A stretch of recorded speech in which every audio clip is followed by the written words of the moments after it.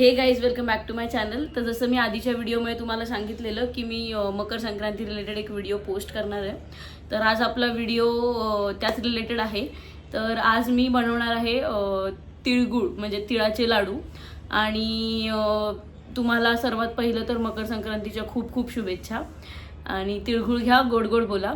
तर पहिलं मी ते ना एक रॉस म्हणजे फर्स्ट टाइमच करते, बट मी एक असं बॅकड्रॉप सेटअप केलेला आहे छोटासा, म्हणजे प्रयत्न केला आहे, फर्स्ट टाइम आहे। तर तो मी तुम्हाला व्हिडिओच्या एंडमध्ये दाखवीनच। तर त्याच्या आधी आपण आपली जी रेसिपी आहे त्याच्याकडे वळूया आणि व्हिडिओ एंडपर्यंत प्लीज नक्की पहा आणि चॅनलला लाईक, कमेंट, शेअर आणि सबस्क्राईब करायला विसरू नका। सर्वात मेन गोष्ट की मी एक BTS व्हिडिओ बनवला आहे छोटासा त्या बॅकड्रॉपशी रिलेटेड, तो सुद्धा मी चॅनलवर नक्कीच लवकरच पोस्ट करीन। तर तो पाहण्यासाठी सुद्धा चॅनलला सबस्क्राईब करून घ्या। अजून कोणी केलं नसेल, कोणी नवीन असेल तर प्लीज चॅनलला लाईक, शेअर आणि सबस्क्राईब करा आणि स्टे ट्यून। आपला जो BTSचा व्हिडिओ लवकरच अपलोड करेन।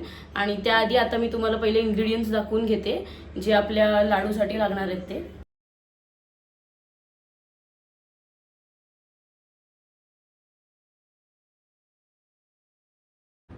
तर इथे मी घेतले आहेत शेंगदाणे, गूळ, वेलची पावडर आणि सफेद तीळ। सर्वात पहिलं आपण जे सफेद तीळ आहेत ते भाजून घेऊया।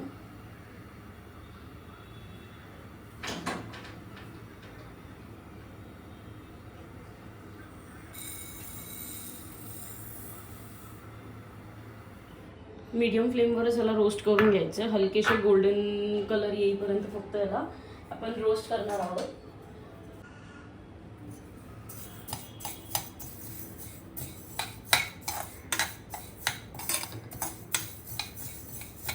हलकासा ह्याला एक गोल्डन कलर आला की मग आपण हे बाउलमध्ये काढून घेणार आहे आणि जे शेंगदाणे आपण घेतलेत ते थोडे ड्राय रोस्ट करून घ्यायचे। ह्याला आता हळूहळू करून हलकासा गोल्डन कलर असा यायला लागलाय।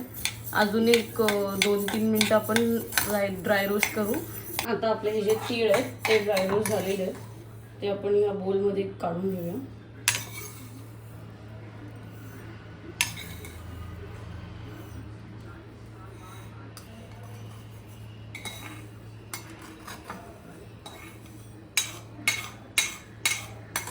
आता या सेम आपण वेसलमध्ये हे पीनट्स रोस्ट करून घेऊया।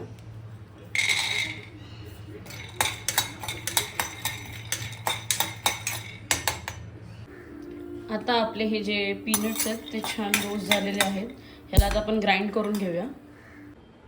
आता जोपर्यंत ते पीनट्स ग्राइंड होतील तोपर्यंत इथे मी गूळ मेल्ट करून घेते। आता मी गूळ नॉर्मल असं जे ह्याच्यात करतो आपण पॅनमध्ये तसं नाही करणार आहे, मी डबल बॉयलर मेथडने गूळ बॉईल करून घेते। कारण मी असं भरपूर ऐकलेलं की डबल बॉयलर मेथडने आपण जेव्हा गूळ हे करतो ना मेल्ट करून, तेव्हा हाताला जरा चटके कमी लागतात ते लाडू वळताना।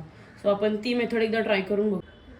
आता ह्यात सर्वात आधी आपण घालणार आहोत हे 1 चमचा तूप।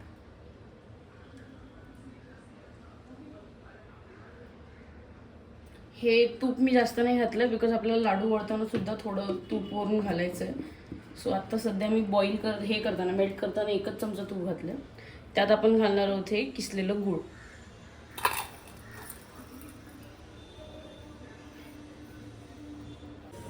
आता यात आपण ऍड करायची थोडीशी वेलची पावडर,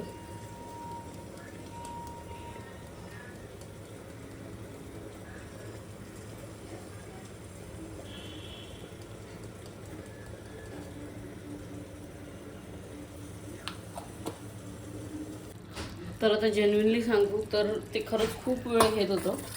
सो बघायला गेलं तर that process is literally time consuming. त्यापेक्षा मी ते सरळ डबल बॉयलर मेथड काढलं आणि आपलं नॉर्मल मेल्ट करून घेते बिकॉज त्याला खूप जास्त वेळ लागत होता। आता मी जेन्युइनली सांगेन तर मी तर हेच रेकमेंड करेन की तुम्ही जे आपण नॉर्मल जसं मेल्ट करतो तसंच मेल्ट करून घ्या बिकॉज त्या डबल बॉयलर मेथडमध्ये खूप टाईम वेस्ट होतो। आता पटापट आणि एकदम छान असं मेल्ट झालेलं आहे आपलं गूळ।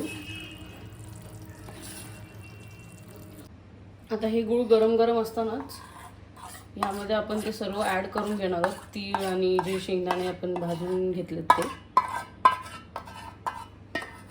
कारण मग ते थंड झाले की मग वळताना ते प्रॉब्लेम भरपूर येतो आणि कडक होतं ते गूळ, मग ते चिक्कीसारखं होऊन जातं. तर गरम असतानाच आपल्याला ते ॲड करून पटकन वळून घ्यायचे.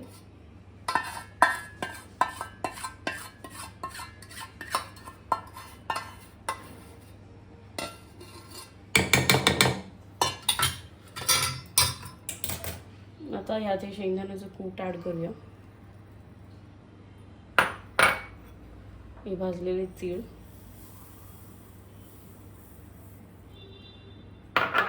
हे आता छान मिक्स करून घ्यायचं.